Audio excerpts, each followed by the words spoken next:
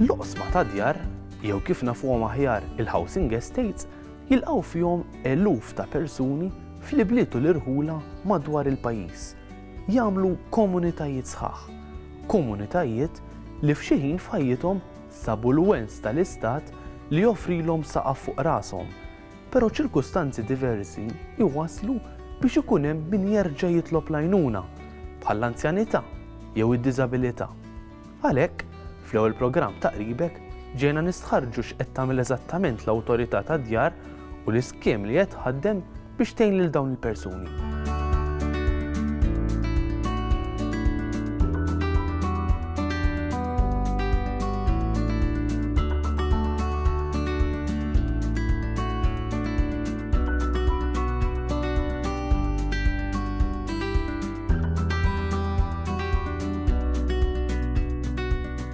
Kemmu importanti li nagħtu attenzjoni sabiex inżidu l-istokk ta' akkomodazzjoni għal persuni li huma ġenwinament fil-bżonn, huwa importanti wkoll li nagħtu attenzjoni lil binjiet li huma eżistenti.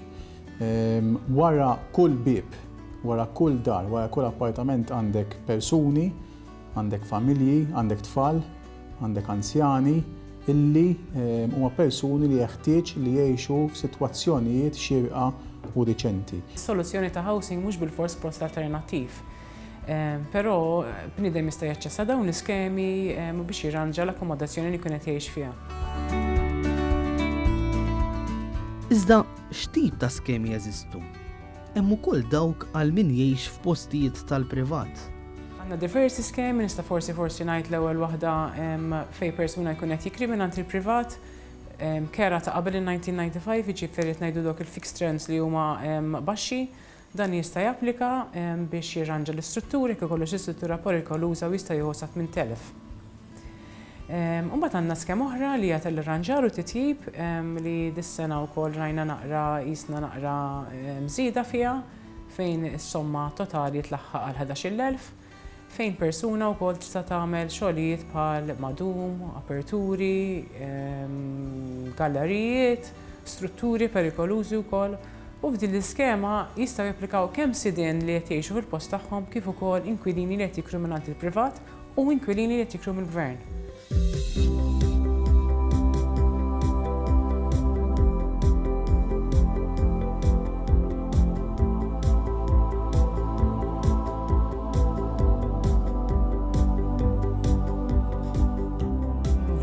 Kważi ix-xogħol kollu li tagħmel l-awtorità però tikkonċentra fuq blokkok ta' ċertu lokalità. Sa dawn il-blokkok jintgħażlu mill-awtorità u forsi jkunu tkellmu wkoll mal-kunsill, mas-sindku, ġieli anke forsi jsaqsu lilna fejn l-aħjar li jsiru daw ix-xogħol jaqbdu ċertu ammont ta' blokkok u mbagħad bħala perit u nies tekniċi tal-istess uffiċċju mmorru u nispezzjonaw kull blokka u naraw x'għandha bżonn fejn jidħol jekk hemmx periklu li għandu x'aqsam mal-envelop tal-blokka. L-imtar fiha lokalità li hija mimlija bi proġetti tal-awtorità tad-djar.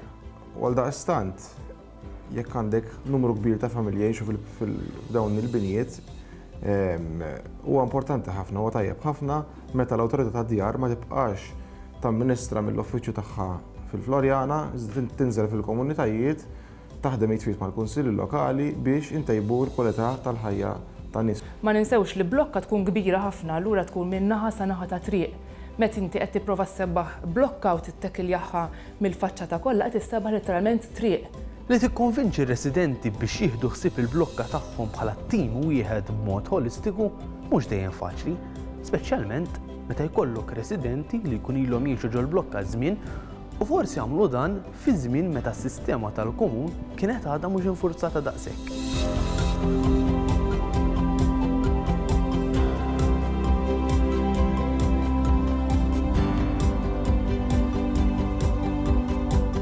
Sodisfazzjon anke l-fatt li meta tipprova tintroduċi naf minflok tagħmel kollox għax inti meta kulħadd ikollu l-flett tiegħu. Allura jiena dak il-persuna tisfu griż, dak il-persuna tisfu abjad u ma jkunux qed jirrealizzaw li fil-verità din hija blokka sħiħa u trid tiġi tackled b'mod holistiku. S'issa ir-rispons huwa pożittiv Le huma anzi ikunu jridu jinformaw ruhom iktar dejjem kif jieħdu ħsieb il-proprjetà tagħhom għax mhux kulħadd ikun jaf kif għandu jieħu ħsieb. U biex ir-residenti japprezzaw dan m'hemmx biss infurzar, hemm ukoll inċentiv.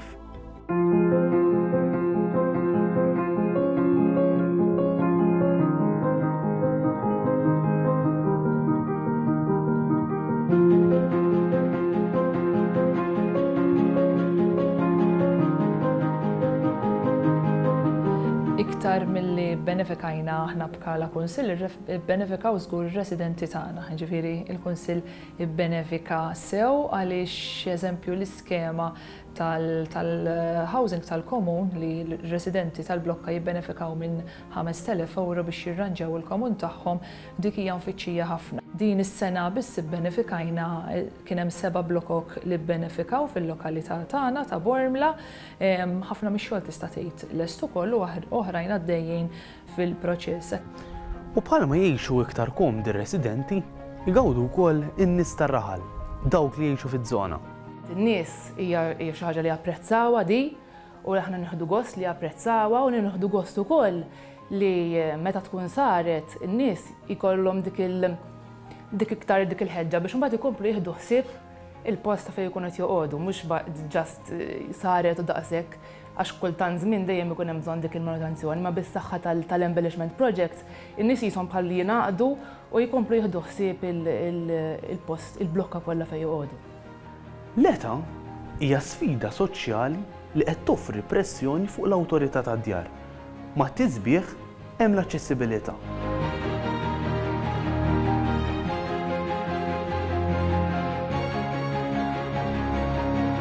Imma għandna l-iskema tal-liftijiet fejn l-awtorità tiddaħħal liftijiet fi blokki eżistenti tal-gvern. Housing estates issa bdew jisom in-nies taġu fihom jikbru, allura jkollhom problema ta' mobilità, mhux dejjem ta' diżabilità, ma anke anzjani. Anzjani li sfortunatament jiġu imsakrin f'darhom għaliex il-post mhux aċċessibbli. Allura bl-installar tal-lift, number 1 il-post ġie aċċessibbli, number 2 il-persuna baqgħet tgħix fil-komunità li aħna ninsistu fiha li l-persuna importanti li tibqa' tgħix fil-komunità. Però dal-aħħar 3 snin ġifieri taħt l-iskema tal-irranġar biss kellna applikazzjonijiet fuq 50 lokalità mifruxa ma' Malta. U approvajna fuq minn 3 miljuni fuq din l-iskema biss tal-irranġar. Dan huwa wkoll irrifless fi skemi li huma maħsuba biex min jgħix f'post tal-privat jirranġa daru.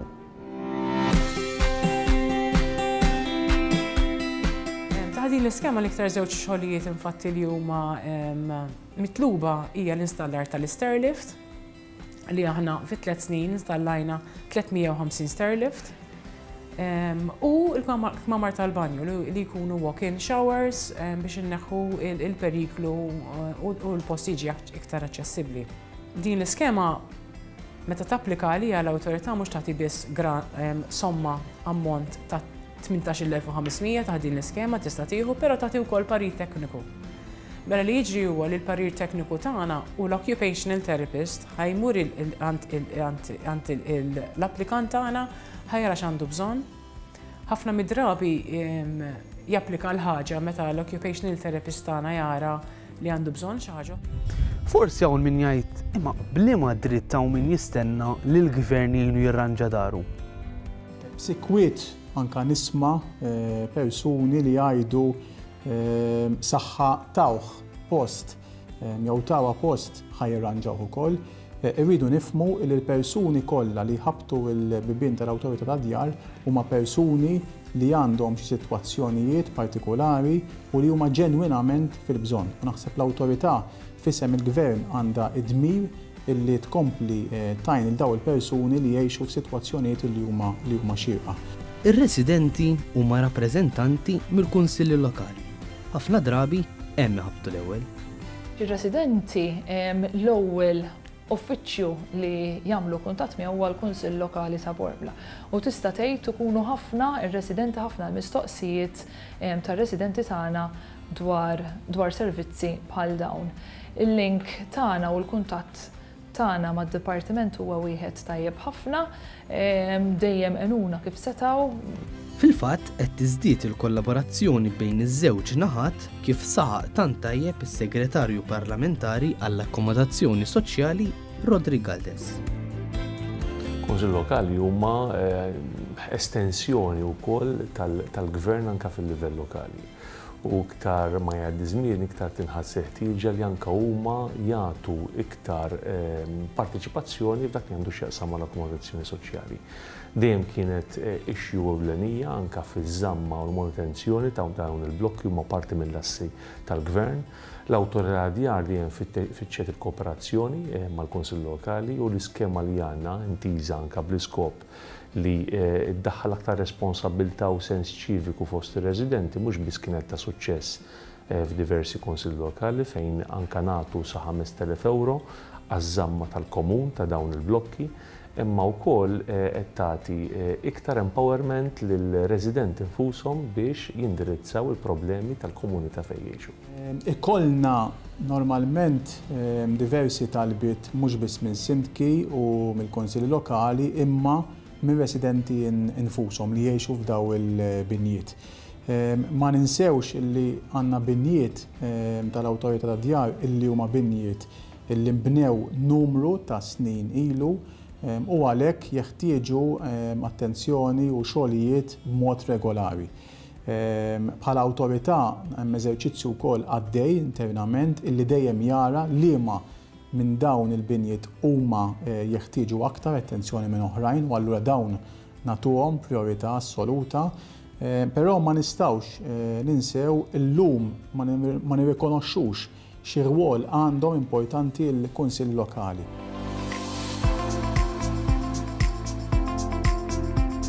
Fil-fatt, minn żmien għal żmien jinqalgħu kwistjonijiet li jkunu ta' ċertu kobor. Bħall-isfida f'Binja Buqana fl-Imtarfa li għal snin twal kienet injorata minn gvernijiet nazzjonalisti u llum, anke jekk mhux mingħajr diffikultà, qed tkun indirizzata.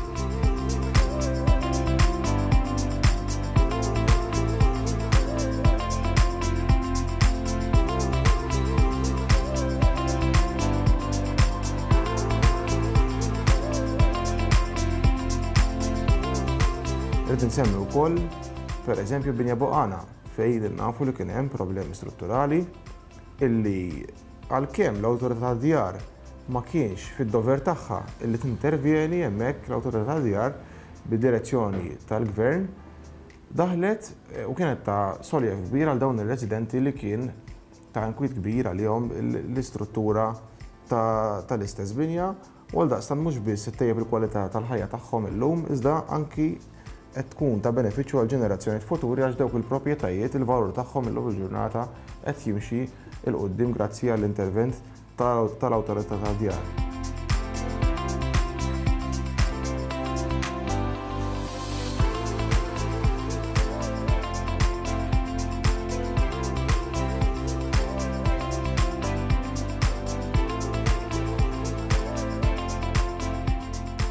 Imbagħad hemm proġetti ġodda li se jibdlu żoni sħaħ. Fil-fatt, dan hu l-gvern li qed jagħmel l-ikbar investiment fil-housing soċjali bħal dak li se jsir f'Bormla pereżempju, fejn il-proġett maħsub mhux biss se jkun qed joffri akkomodazzjoni iżda wkoll bidla sħiħa fiż-żona ta' din il-lokalità.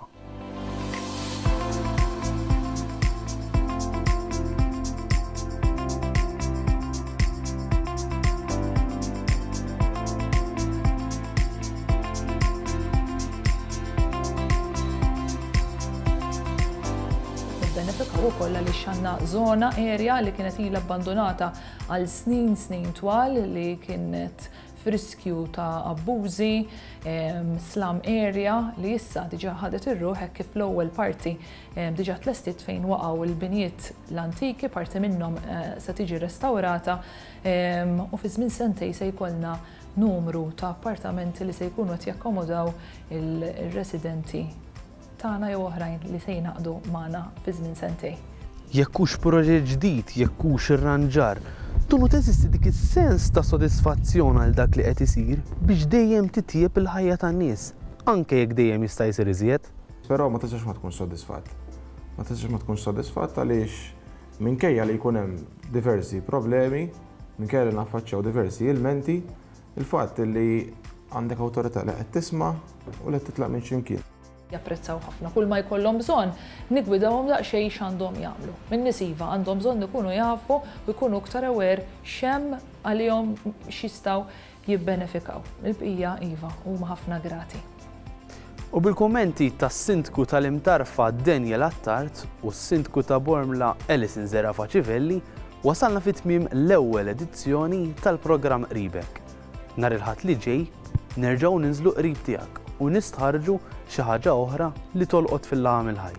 Sa dan it-tant nawguralkom il-kumplament tal-ġurnata tajba. Tislijiet.